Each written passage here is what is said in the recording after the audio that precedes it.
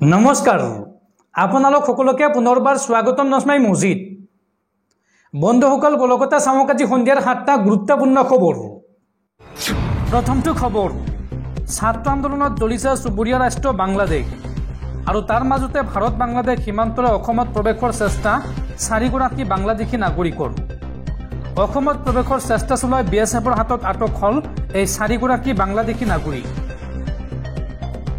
দেশ এৰি অসমত প্ৰৱেশৰ চেষ্টা বাংলাদেশী নাগৰিকৰ নিশা 1:30 কৰিমগঞ্জৰ ভাৰত বাংলাদেশ সীমান্তৰে অসমত প্ৰৱেশৰ চেষ্টা চলাই এই চাৰিগৰাকী বাংলাদেশী নাগৰিকে আৰু অসমত প্ৰৱেশৰ চেষ্টা চলাই বিএছএফৰ হাতত ধৰা পৰিল চাৰিগৰাকী বাংলাদেশী নাগৰিক তেওঁলোক হৈছে ক্ৰমে মতিউৰ শেখ মুছিয়াৰ মোল্লা তানিয়া মোল্লা ৰীতা মোল্লা এই চাৰিগৰাকী বাংলাদেশী নাগৰিকে অসমত প্ৰৱেশৰ বা অনুপ্ৰৱেশৰ চেষ্টা চলায় আৰু তেওঁলোকক অসমত প্ৰৱেশত বাধা দিয়ে কৰ্তব্যৰত বিএছএফে একযোগে এই কথা অৱগত কৰিলে ৰাজ্যৰ মুখ্যমন্ত্ৰী ডক্টৰ হিমন্ত বিশ্ব শৰ্মাই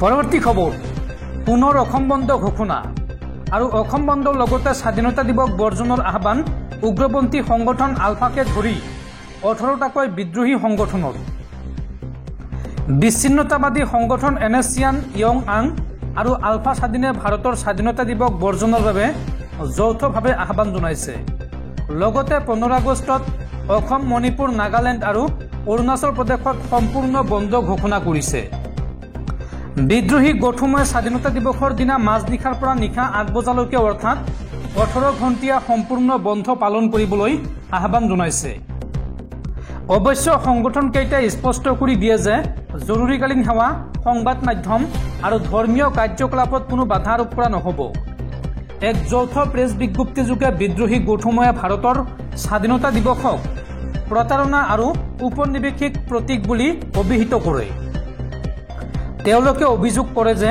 যি সময়ত উত্তৰ পূৰ্বাঞ্চলৰ নিষ্ঠুৰ সামৰিক অত্যাচাৰ অবাধ মানৱ অধিকাৰ উলংঘাৰ সৈতে যুঁজি আছে সেই সময়ত ভাৰতে স্বাভাৱিকতাৰ ভাৱমূৰ্তি প্ৰক্ষেপ কৰাৰ চেষ্টা কৰিছে স্বাধীনতা দিৱসক ভাৰতীয় দখল অব্যাহত ৰখাৰ দুখজনক পুৰণি হিচাপে চিহ্নিত কৰি গোটসমূহে দৃঢ়তাৰে কয় যে হেৰুৱা সাৰ্বভৌমত্ব পুনৰ ঘূৰাই অনাৰ বাবে অপৰিসীম ত্যাগ কৰা বিদ্ৰোহী সেনাৰ বাবে এই দিনটোৰ কোনো তাৎপৰ্য নাই পৰৱৰ্তী খবৰ ৰাজ্যত পুনৰ সংঘটিত হৈছে ৰাজ্য জোকাৰি যোৱা এক ভয়ংকৰ পথ দুৰ্ঘটনা ট্ৰাক চালকৰ দৌৰাত্মৰ বাবে 6জন লোকৰ সৈতে শোকাবহ ঘটনা বলবমলৈ গৈ সাৱটিলে কৰুণ মৃত্যু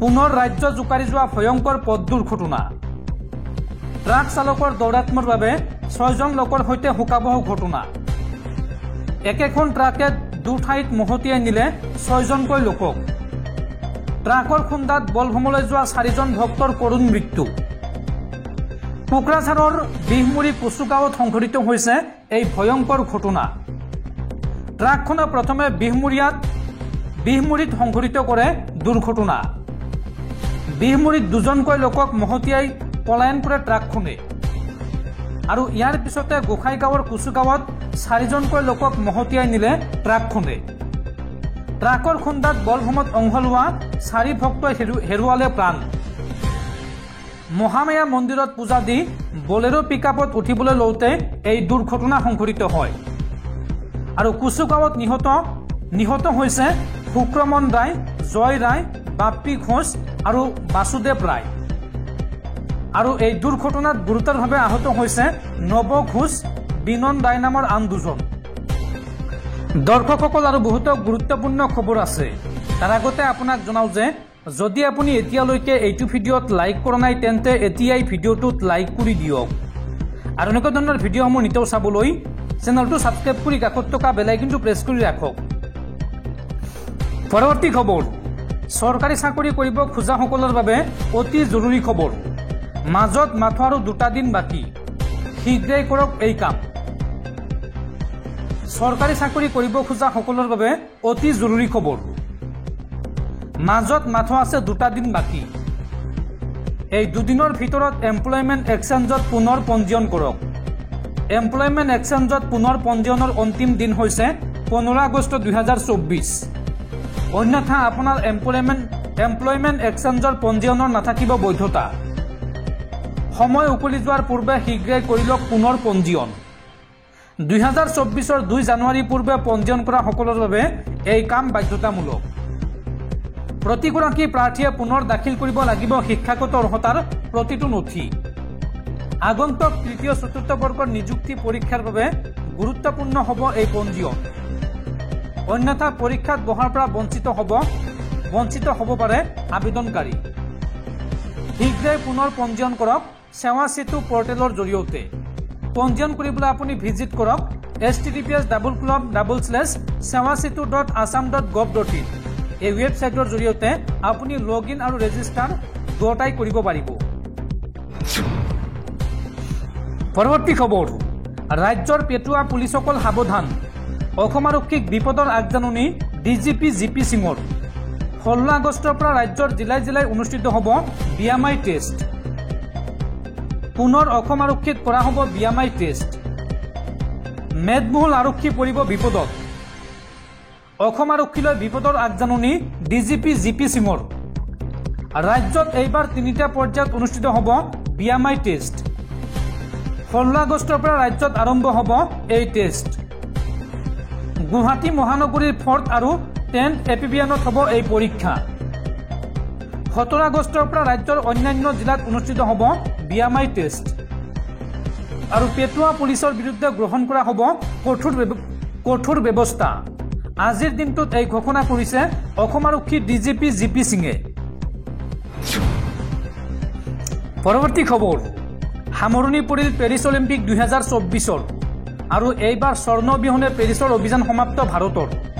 1টা ৰূপ আৰু 5টা ব্ৰঞ্জ সহ মুঠ 6টা পদকেৰে এই তালিকাৰ 71 সংখ্যক স্থানত এইবাৰ স্থান লাভ কৰিছে ভাৰতে।